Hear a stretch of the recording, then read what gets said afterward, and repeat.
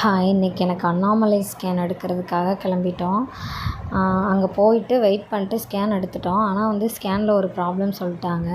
அதாவது பேபிக்கு வந்து 3 இரத்த குழாய் மூலம் வந்து பேபிக்கு வந்து ப்ளட் சர்க்குலேஷன் இருக்குமா. பட் ஆனால் எனக்கு வந்து 2 குழாயில் தான் ப்ளட் சர்க்குலேஷன் இருக்குதுன்னு சொல்லிட்டாங்க. ஆனால் இதில் வந்து 99% வந்து குழந்தைக்கு வந்து எந்த ப்ராப்ளமும் இல்லை, எனக்கும் எந்த ப்ராப்ளமும் இல்லைன்னு சொல்லியிருக்காங்க. ஆஃப்டர் டெலிவரி வேணால் எனக்கு வந்து சுகர் வர்றதுக்கு வாய்ப்பு இருக்குது, அதுவுமே ரேருன்னு சொல்லிட்டாங்க. குழந்தைக்குமே ஏதாவது குடல் சம்மந்தமாக ஏதாவது ப்ராப்ளம் வர்றதுக்கு வாய்ப்பு இருக்குது, ஆனால் அது பிறந்ததுக்கப்புறம் தான் சொல்ல முடியும் அப்படின்னு சொன்னாங்க.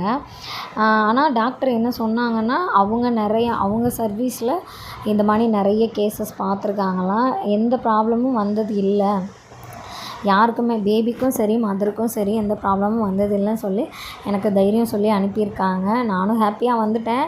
ஏன்னா ரிப்போர்ட்டில் வந்து குழந்தைக்கு எந்த பிரச்சனையும் இல்லைன்னு சொல்லி தான் வந்திருக்கு. ஸோ அதனால் எனக்கும் எதுவும் தோணலை. உங்களில் யாருக்காவது இப்படி பேபி பிறந்திருந்தா இந்த வீடியோ கீழே கமெண்ட் பண்ணுங்கள், எனக்கு கொஞ்சம் ஆறுதலாக இருக்கும்.